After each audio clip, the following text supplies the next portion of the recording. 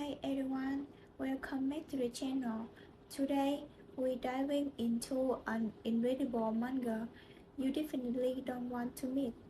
A massive lizard-like monster lets out a deafening roar. Sui is in the middle of a tough fight, barely holding her ground as the creature looms over her. Her teammate shouts for Tuka to get in front and use her shield to block the beast's bites. Hirun takes charge, ordering Sui to stay back and focus on chipping away at the monster bit by bit.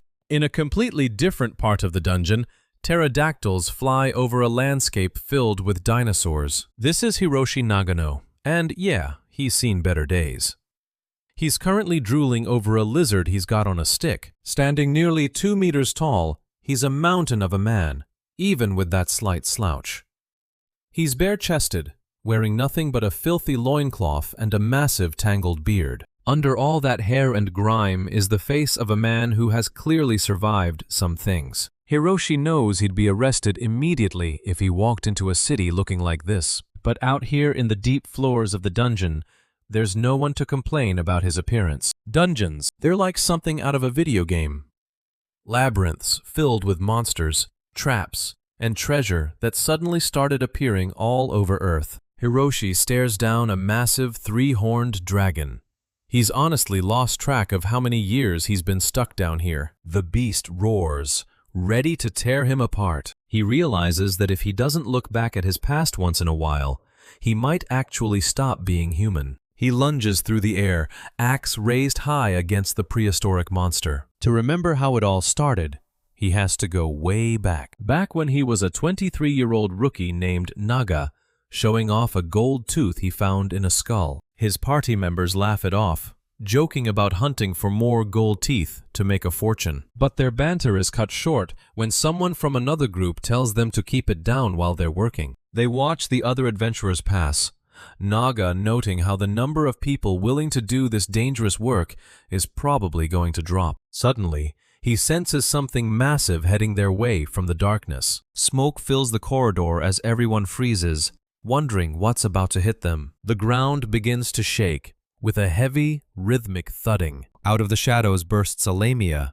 and she isn't alone. It's a train, a massive, uncontrollable stampede of monsters. Naga and his party don't waste a second and start sprinting for their lives. A train happens when fleeing prey attracts more and more enemies, creating a massive group that wanders about in a panic. This Lamia is the worst possible leader. She has the senses of a snake and will track them no matter where they hide. The realization sinks in that the train is going to be dumped right on top of their group. Panic takes over as they try to lose their pursuers. Naga finds himself separated from his friends, gasping for breath while surrounded by monsters. A massive centipede towers over him, its pincers clicking as it prepares to strike. These are all high-level threats he has no hope of handling.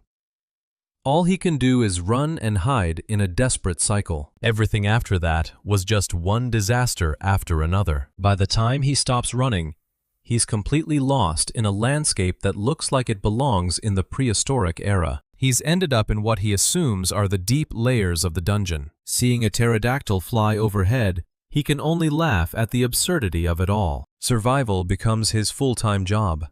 He eats whatever he can catch, no matter how gross it looks. He huddles in small caves to escape the rain, and spends his days getting battered by monsters far stronger than him. But he eventually learns how to fight back, winning the survival game against the creatures on this floor. Before he knows it, his life on this floor has actually become stable.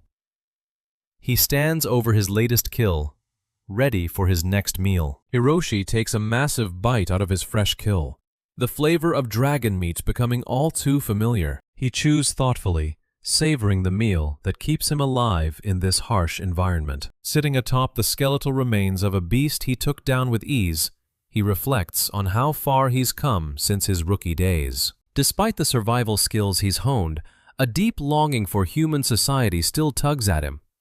He wants to go back, even if there's nothing left for him on the surface. Finding food is no longer a problem, and he's grown strong enough to start exploring the floors above his jungle home. The real issue is water.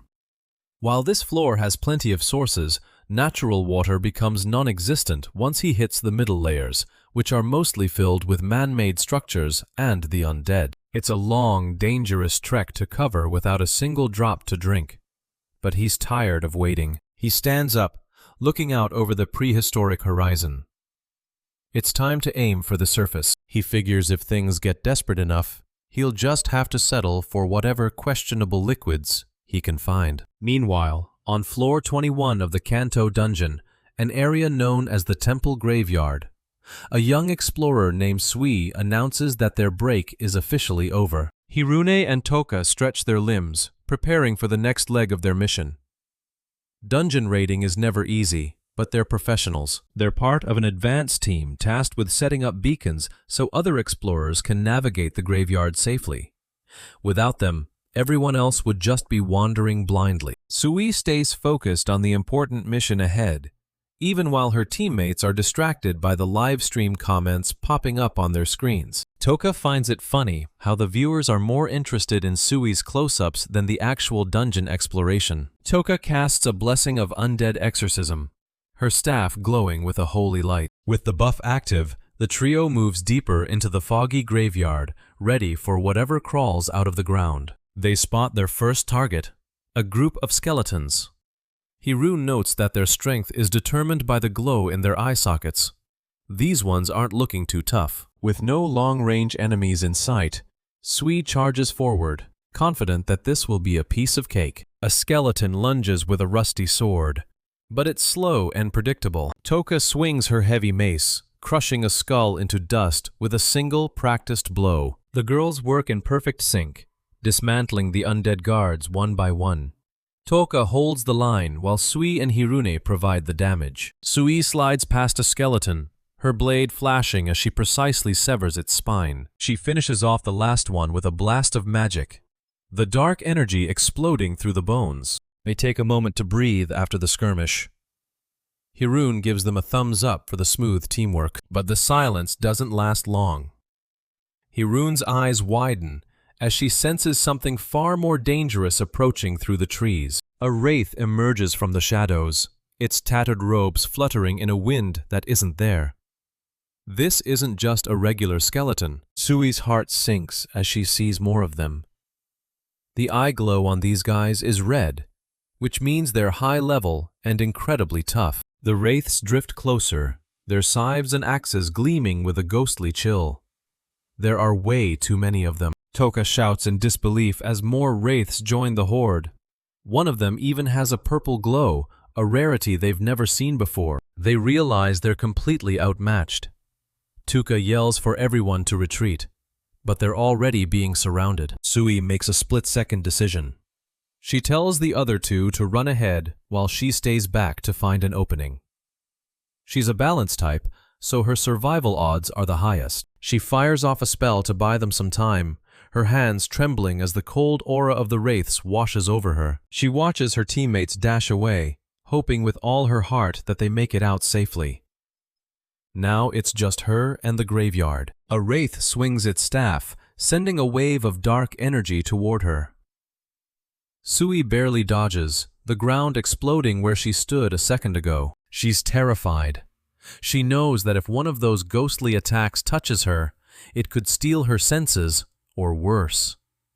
She ducks under a sweeping scythe, the sheer number of enemies making every move a gamble. She's trapped in a nightmare. The ground begins to churn as even more undead claw their way to the surface.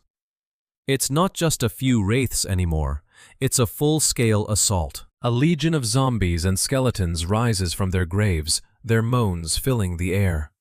There's nowhere left to run. Sui stares at the wall of rotting flesh and bone, her breath hitching as the realization sinks in. This isn't just an ambush, it's a train.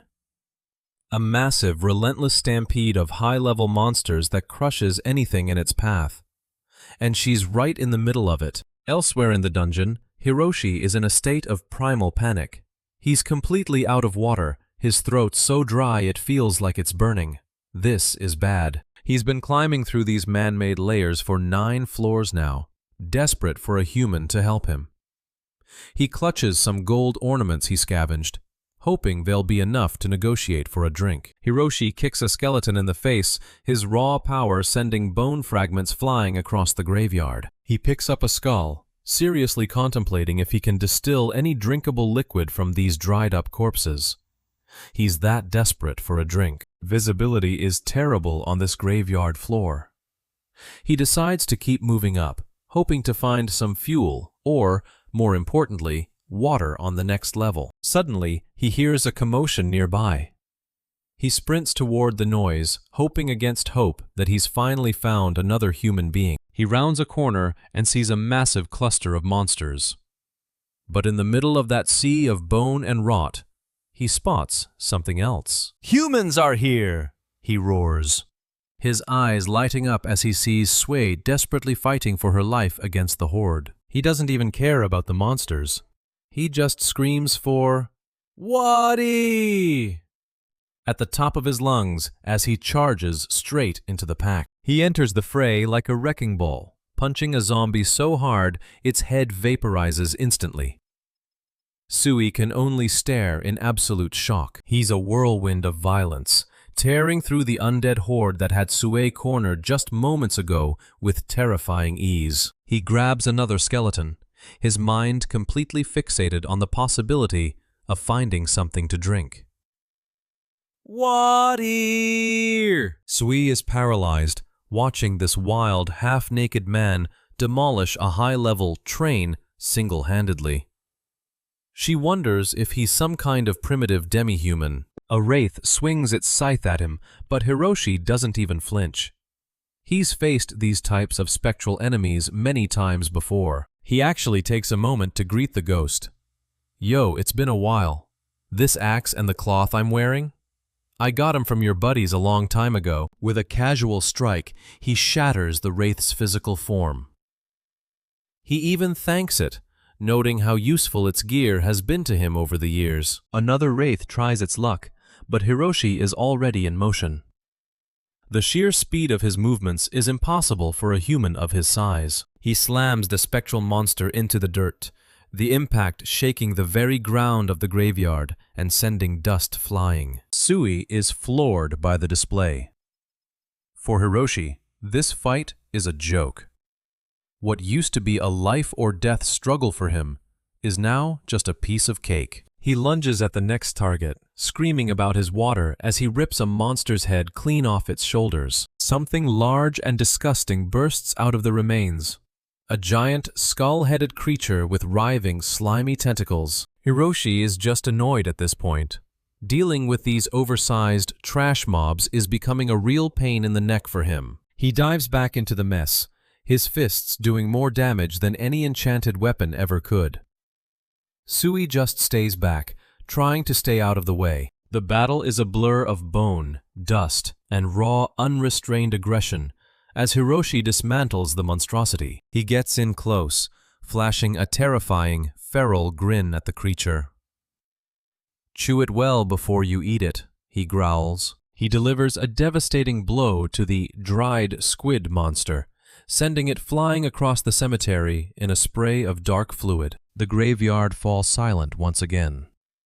All that's left of the terrifying monster stampede is a pile of motionless bones and tattered robes. Hiroshi stands over the wreckage, his breathing heavy but steady. "Now only the small fries are left, right?" he asks, looking around for more prey. The scale of the destruction is staggering. He's turned a high-level encounter into a literal boneyard in a matter of minutes. Sui can barely process what she's seeing. This man just wiped out a train that should have been impossible for anyone to survive. "He defeated them all," she whispers to herself, her initial fear slowly being replaced by pure awe. Hiroshi starts walking toward her. His heavy, bare footsteps crunching on the gravel sound like thunder in the graveyard's silence. Sui panics as he approaches. She's still holding her sword, but she's backing away from this mountain of a man as fast as she can.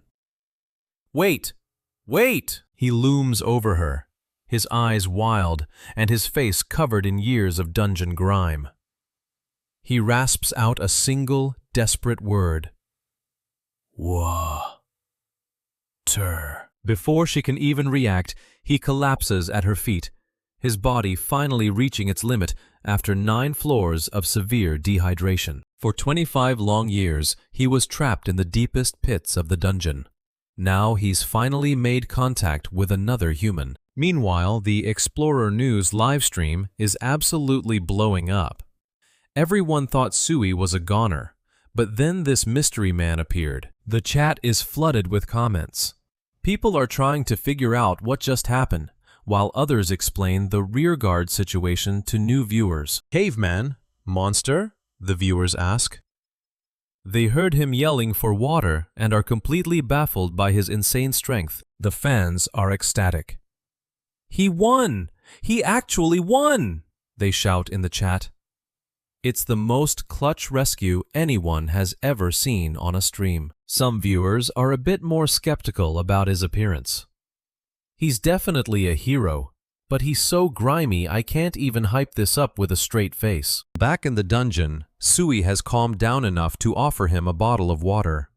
She watches as he starts to stir on the ground. Hiroshi downs the entire bottle in seconds, his eyes rolling back in pure bliss. "This water is amazing!" he shouts. The stream comments continue to roll in, with some reporting the weird caveman, while others are just glad that Sui-chan is safe. Sui bows politely, expressing her sincere gratitude to the man who stepped in and saved her from the monster train. Hiroshi waves it off with a laugh, telling her that he's the one who was saved by her water after nearly dying of thirst. They exchange names in the middle of the wreckage, with Hiroshi introducing himself as Naga, and the young girl revealing her name is Sui. Sui looks at the rugged man before her, curious about his next move now that the immediate danger has passed. Hiroshi drops into a formal bow, begging Sui to lead him back to the surface, while the livestream chat mocks him for being a shameless caveman. As he looks up, Hiroshi spots the small floating device and asks what it is, leaving Sui stunned by his complete lack of basic knowledge. He realizes he said something weird when the chat starts flagging him as a poacher, while he awkwardly tries to explain his confusion. Sui explains that the drone is mandatory gear for all explorers, and she's genuinely shocked that he's never even heard of one before. Sensing her suspicion, Hiroshi asks her to stay calm and listen to a story that's going to sound a little crazy. He sits down among the bones of the monsters he just defeated, preparing to explain how he ended up in this situation. He reveals that he first entered a dungeon in 2025, a time when there were no drones, no regulations, and no legal obligations for explorers. He recalls the year 2025, when mysterious dungeon entrances began appearing across the globe, plunging the entire world into chaos. In those early days, the laws couldn't keep up with the rapid changes, and everyone was focused on the incredible resources hidden inside the dungeons. Hiroshi remembers how people like him, struggling to find a place in society, rushed into the dungeons like it was a modern-day gold rush. He looks at the drone again, admitting he never expected dungeon exploring to become such a highly regulated and professional industry. The realization hits Sui like a ton of bricks.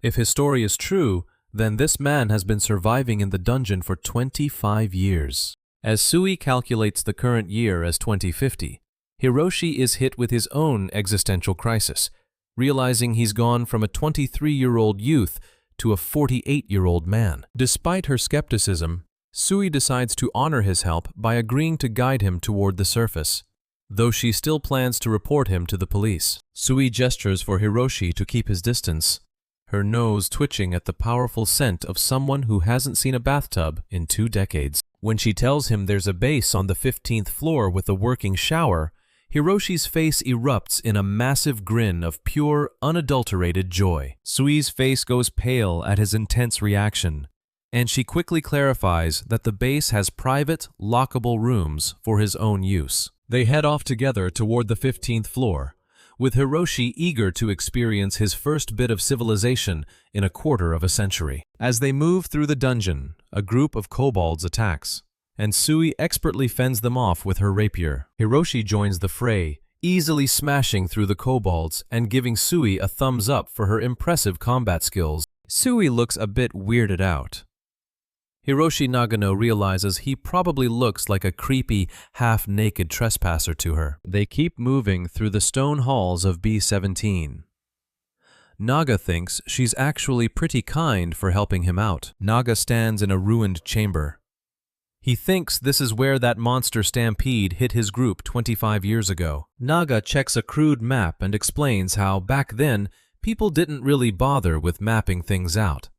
Sui is not exactly impressed. Two spear-wielding goblins jump out from the ruins. The sight takes Naga back. Sui, on the other hand, is definitely not feeling the nostalgia. Naga stares down a goblin, wondering if the thing thinks he's one of them. He lays into the monster. He notes that back in his day, these guys were responsible for a lot of deaths. Naga goes to town with his axe, tearing through the group of goblins. The survivor stands over the carnage. He explains that while they look like trash mobs, they're actually pretty fast and tanky. Sui collects magic stones from the bodies. Naga notes that at least they're profitable to hunt. They finish up, and Naga starts walking. Sui follows close behind. A massive dungeon structure looms ahead. Sui says they should pick up the pace. They finally hit the B-15 base area. It's full of modern explorers who look nothing like the wild man. Sui collapses onto a bench, relieved to be alive. Naga just wants to know where the showers are. He walks through the base, drawing stares from everyone. Sui offers to be his guide one more time. A guy hands Naga some fresh gear, though he can't help but comment on the smell. Naga asks if Sue is some kind of celebrity. Behind him, a robot cat serves her a drink. Sui takes a sip of her soda. The guy explains she's actually a super popular dungeon streamer, known as a night princess. Naga catches a glimpse of his wild reflection in the mirror. Even he has to admit he's a mess. He hits the showers and starts scrubbing off 25 years of dungeon grime. He spots a razor. It's finally time for the beard to go. As he shaves, he feels like something's a bit off, but he doesn't let it stop him. Naga pulls on a clean shirt. He's genuinely impressed by how much technology has improved. He steps out, completely transformed. Sui is so stunned, she asks who the hell he is. When he identifies himself, she lets out a scream that probably echoes through the whole base. She refuses to believe he's 48, when he looks like he's barely in his 20s. Naga pulls out his old 2026 driver's license as proof. He shows off his other cards, including some old debt info. Sui ends up bowing an apology to her stream. She checks the stream chat. Everyone thinks this is just some elaborate high-budget prank. Naga shows off a silver crown in his mouth. The chat is currently voting him Creep of the Year. He wonders why he hasn't aged. Sui mentions that nobody even uses silver fillings anymore. He thinks back and guesses maybe it's because he ate a whole dragon. He adds lamias, mermaids, and elves to his former diet list. Sui is officially horrified. Naga then remembers a magic circle he touched that shot a beam of light straight into his chest. Sui is having a total meltdown. Her drone jokes that Naga might actually have a 10 billion year lifespan. The piece is short-lived as a tactical team storms the room and orders them not to move. Armed officers have their weapons trained directly on them. Sergeant Tanabe Ken steps forward, introducing himself as part of the Special Dungeon Security Division. He places Naga under arrest for unauthorized entry and weapon violations. Sui is shocked. Naga takes it in stride, thanking them for the hospitality as they lead him away. Hiroshi Nagano keeps his cool and asks the police to take him to the station for a proper chat. Sui can only watch in disbelief as the wild man she just met cooperates with his own arrest. Sui and her friend can't believe their eyes as the police prepare to haul the man away. Tanabe Ken keeps his hand raised, signaling for everyone to stay calm while his team secures the area. Tanabe promises to keep Naga safe, but there's a catch. He has to drop the crude axe. Naga doesn't hesitate for a second, casually tossing his weapon aside as if it's nothing. Tanabe is genuinely surprised by how casually Naga is handling this. Naga just shrugs it off, mentioning that this kind of thing happened all the time back when he was an adventurer. Sui is having a hard time wrapping her head around the situation, wondering if he really is some kind of criminal. Naga just gives a small smile, insisting he's really not. They're airlifted out in hammocks, dangling under police drones as they fly through the massive cavern. It's a pretty surreal way to travel, but Naga seems to be taking it in stride. Naga is actually enjoying himself, calling the sleeper car lucky. Sui, on the other hand, is still visibly shaken by everything that's gone down. Sui can't believe how carefree he's being. She huddles in her hammock, staring at him with a mix of confusion and suspicion. She explains she only came back because her teammates sent for help.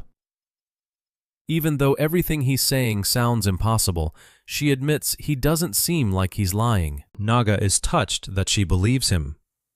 He starts wondering if her family or friends are worried about her, but she seems more concerned about his impending jail time. He admits he doesn't exactly want to get arrested, but he has a different perspective.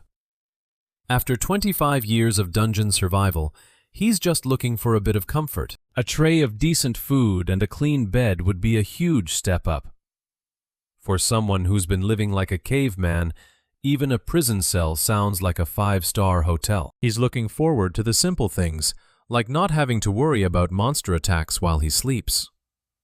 To him, this whole situation is basically heaven. Sui double-checks if she heard him right about the 45th basement floor. The sheer depth is unheard of for anyone to survive alone. Naga is genuinely happy, but Sui looks like she's about to have a mental breakdown over the logistics of his story. He tries to walk back his claim, suggesting he might have said 25th floor instead. Sui quickly decides it's better not to dig any deeper into his crazy story. Tanabe pipes up from below, mentioning that while some solo explorers have hit the 60th floor, the 45th isn't technically impossible.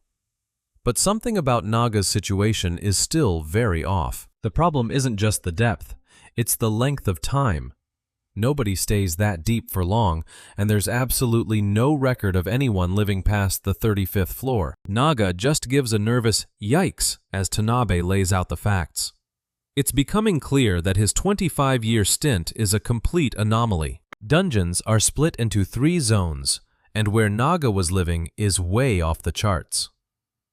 The Adventure Zone and below are basically uncharted territory for long-term survival. Sui listens intently as Tanabe explains the standards of dungeon exploration. Building a base becomes impossible when massive monsters are just strolling around like they own the place. It's not a lack of strength, it's a logistics nightmare. Supply lines just hit their limit, and even the best bases get flattened by the local wildlife. Naga realizes that every country is probably trying to figure out how to establish survival techniques for those deeper floors. His experience might be more valuable than he thought. Tanabe hints that if Naga's knowledge is really that useful, his questioning might be over a lot sooner than expected. He gives a knowing smirk as they head back to civilization. They finally arrive at the police station, which Naga notes hasn't really changed that much in 25 years. It's a bit of a relief for him to see something familiar. Tanabe leads him inside, and Sui calls out to him one last time. Despite the chaos, there's a weird sense of mutual respect between them. Sui thanks him for saving her life. She's still covered in dungeon dirt, but she's genuinely grateful. Naga waves her off with a casual smile, telling her to say hi if they ever cross paths again. It's a pretty chill goodbye for a guy headed into an interrogation. Sui gives him a bright smile and waves back, wishing him luck.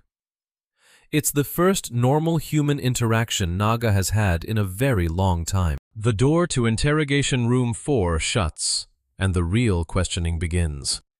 Naga's carefree attitude is about to be put to the test. 5 days later, things aren't exactly over.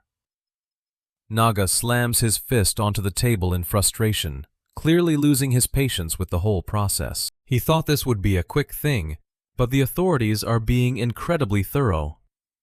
He's starting to regret being so cooperative. Naga is fuming. He missed out on seeing how the world changed because he spent his first 5 days back sitting in a police station. He's definitely not feeling the heaven vibes anymore. Tanabe tells him his identity is confirmed and technically he didn't break any laws from back then. Everything he did was officially considered emergency self-defense. The real problem is that he doesn't have a job, a home, or a modern license. They can't just let a guy who can survive the 45th floor solo loose in the city with no supervision. Naga is visibly annoyed, letting out a frustrated oof. He's realizing that modern society is way more complicated than the dungeon. Tanabe admits they don't actually have the right to hold him anymore. He's free to go, but without any modern identification or money, he's basically helpless. Naga decides he's done with the police station. He never really liked them anyway, so he's ready to take his chances on the outside. Tanabe tells him to wait while he contacts the Explorer Association. They might be able to help him get back on his feet. Naga just wants to be on his way. Naga is blown away by the modern tech Tanabe is using. A holographic laptop popping out of a watch? Times have definitely changed since 2025. He realizes he's going to be homeless and jobless in a society that's even more obsessed with information than before. Without some kind of digital device, he's basically a ghost. Naga looks at the high-tech watch, wondering if he could just swipe one. But he figures security is way too good now, and it probably wouldn't work for him anyway. Naga is looking pretty intense, realizing he's going to need some serious help to get his life back on track. He's got that "don't mess with me" look, but he's actually just thinking about his future. Tanabe Ken walks in, having kept him waiting for a while. He introduces Kosaka from the association's PR department, and Naga is immediately down to be their house dog, if it means getting out of there. In the car, Naga is still coming to terms with how much the world has changed. Tanabe mentions that even stray dogs are a thing of the past, which Naga finds pretty amusing. They pull up to the Special Dungeon Explorers Association, where Kosaka introduces herself properly. She's the branch chief for the Tama area and will be overseeing Naga's transition back into society. As they drive through the city, Naga stares out at the futuristic skyline. It's a lot to take in after 25 years of staring at cave walls and monster nests. Kosaka assures him that the association will be fully supporting his new life. Naga seems relieved, but there's always a catch when someone offers you a free ride. She explains that Naga is officially considered an employee now, at least on paper. It's a way for them to keep an eye on him while utilizing his unique experience. His pay will actually be compensation for reports about his time in the dungeon. They want every bit of data he has on those deep, unexplored floors. Kosaka hands over a smartwatch preloaded with e-money, which Naga treats like a piece of alien technology. He's ecstatic to finally have some spending power. Naga is ready to head to his new apartment, but Kosaka drops a bombshell. He can't go back into the dungeons until he passes a rigorous national exam. The news hits him like a physical blow. Before anything else, they're heading to the hospital for a full medical checkup. Long-term dungeon exposure could have done anything to his health, and they need to make sure he's not a walking hazard. Finally free for the day, Naga steps out into the city, breathing in the fresh air. He's got money in his pocket and only one thing on his mind to celebrate his return. He walks straight into a pachinko parlor, feeling like he's finally home. The bright lights and mechanical noises are exactly what he needs to feel normal again. Naga focuses intensely on the machine, hitting buttons with practiced precision. He might be out of practice with society, but his gambling instincts are sharp as ever. The slot machine starts spinning, and Naga is practically buzzing with anticipation. He's chasing that jackpot feeling that he's missed for over 2 decades. Naga is in pure bliss as the machine pays out, laughing like a madman. Forget the dungeon, this is the real rush he was looking for. That night, Naga is out for a walk in a hoodie, looking like any other suspicious guy on the street. His smartwatch buzzes with a call from Kosaka, who's checking in on him. He greets her casually, but Kosaka is all business. She wants to know if he's actually studying for his Explorer license exam like he's supposed to. Naga lies through his teeth, claiming that studying is going extremely well. In reality, he hasn't even opened a book, and the pressure is clearly getting to him. He claims he's on a walk to clear his head, but his shifty expression says otherwise. He admits he's struggling a bit, which is an understatement. Kosaka starts listing the test content. 25 years of legal developments, association regulations, and monster ecology. It's a mountain of information that Naga definitely doesn't have. Naga tries to play it cool, asking if the test is mostly multiple choice. He's clearly hoping he can just guess his way to a license. Kosaka warns him that passing purely on luck is statistically impossible. Naga just gives a smug grin, mentioning that he just hit a massive jackpot a few minutes ago. He signs off with a "later," leaving Kosaka completely exasperated. He's going to take the exam tomorrow, regardless of how unprepared he is. 2 days later, the impossible happens. The results notice shows that Hiroshi Nagano has officially passed the exam. Kosaka can't believe he actually lucked his way through it. Naga stands at the entrance of a shallow dungeon, finally making his debut as a licensed explorer. He's back in his element, even if the stakes are a lot lower than he's used to. He's on the 3rd basement floor of the Kanto dungeon. Kosaka is still suspicious, asking if he secretly studied. Naga just laughs, admitting he didn't study for a single second. Naga is feeling incredibly nostalgic as he walks through the stone corridors. It's been decades since he's explored these shallow floors, and they're almost charmingly easy compared to the deep zones. Kosaka tells him he could have taken more time to rest, but Naga disagrees. Not being in a dungeon actually feels weirder to him now than being in one. He explains that the association fee was a whopping 600,000 yen, which wiped out his savings. He needs to start making some real money if he wants to survive in the city. Naga is flat broke and desperate. In the city, you don't eat if you don't have cash, so his only option is to dive deep and find something valuable. Kosaka sighs, realizing she can't stop him. She's watching him through the drone's camera, hoping he doesn't do anything too reckless on his first day back. Kosaka is horrified when she sees Naga's weapon, a cheap kitchen knife from a 100 yen shop. Naga just shrugs it off, saying it's good enough for these shallow floors. Naga spots a dwarf digging in the corridor and calls it a jackpot.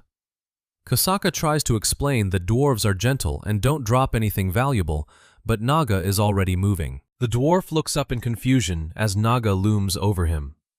He's completely harmless, but Naga has a very specific goal in mind. Naga suddenly grabs the poor dwarf's face, completely overwhelming him. The little guy is terrified, but Naga isn't interested in a fight. He casually swipes the dwarf's crowbar, leaving the creature stunned. Naga is looking for a more practical tool than his flimsy kitchen knife. Naga admires his new prize, calling the crowbar the most popular gear from his adventurer days. He's feeling much more confident now that he has a proper blunt instrument. He tosses his kitchen knife to the dwarf as a trade and keeps moving.